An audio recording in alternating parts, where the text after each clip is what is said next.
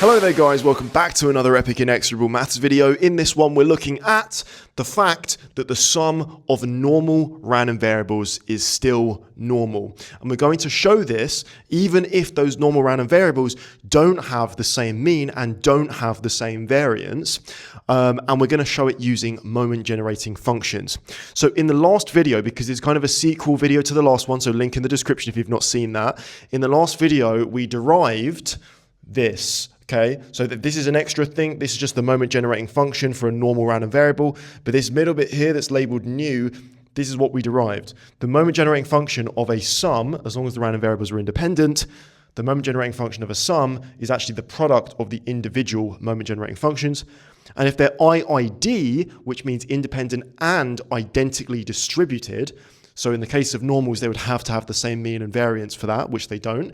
But so that's why we're not going to use this bottom one. But if that is the case, you can take the moment generating function for any one of them and raise it to the power of n, the number of terms there are in the sum. Anyway, we're going to look at the top one here. So let's just consider a situation where we have Sn, which is the sum of n random variables, x1, x2, x3.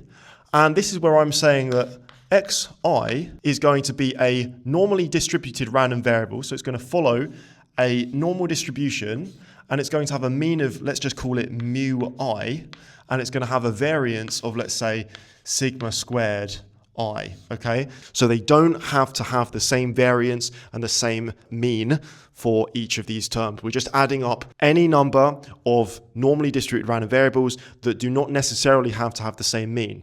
In this video, I'm going to make a case to you that it will result in a random variable that still follows a normal distribution, which is really, really cool. And we're going to kind of show that again using these, using this result that we derived in the last video. So the first thing I'm going to do is I'm going to find the moment generating function for Sn, okay? So I want the moment generating function for the sum, I'll just write it as Sn, as a function of t. What's that going to be? Well, using this top result here, it's the product of the moment generating functions of the individuals.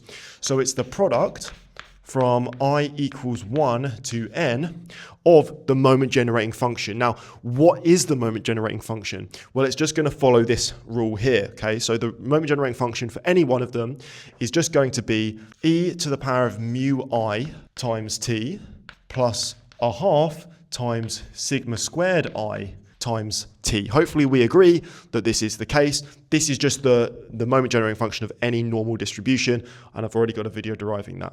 Okay, let's just basically simplify this. So we've got the product of e to the power of a bunch of stuff. Okay, so we're times them together.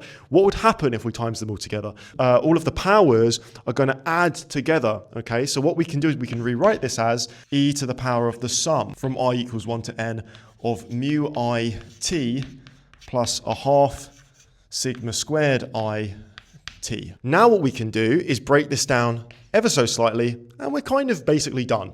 So it's e to the power of, and all I'm going to do is I'm going to split this up, because remember this sum is capturing everything. So I'm going to take the t out, so I've got t times the sum from I equals 1 to n of mu I, and then I'm going to take out a half and a t, so I've got a half t here, and then I've got the sum from I equals 1 to n of sigma squared I. Okay, and I've written it in this very particular way because you can see something really fascinating has happened.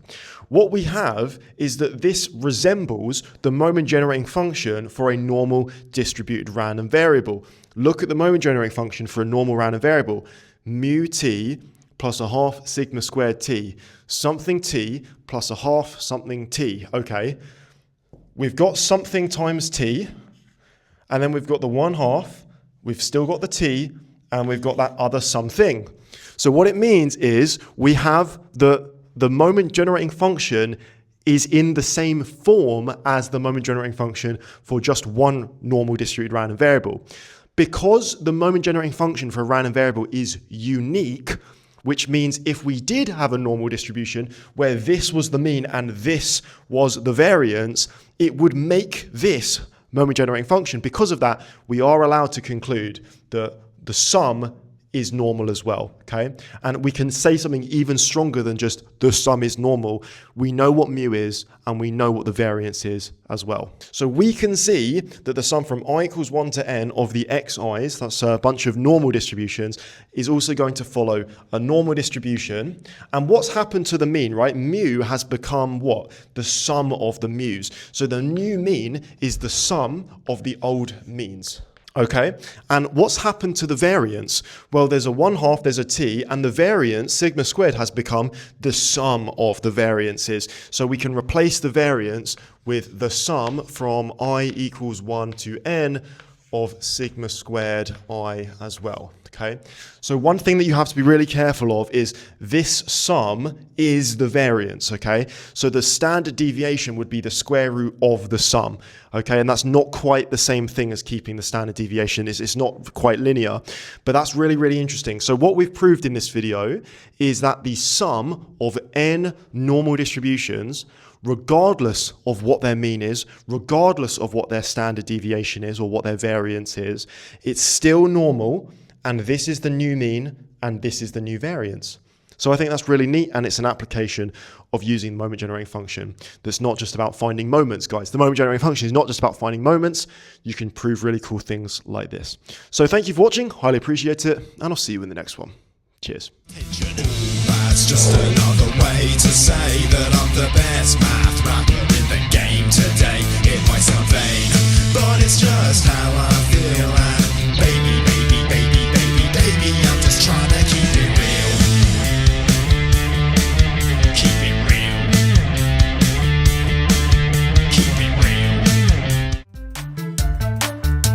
That's right, Gowon was in deep trouble with the law. He threatened government officials countless times and had been arrested even more. Was it them that got him?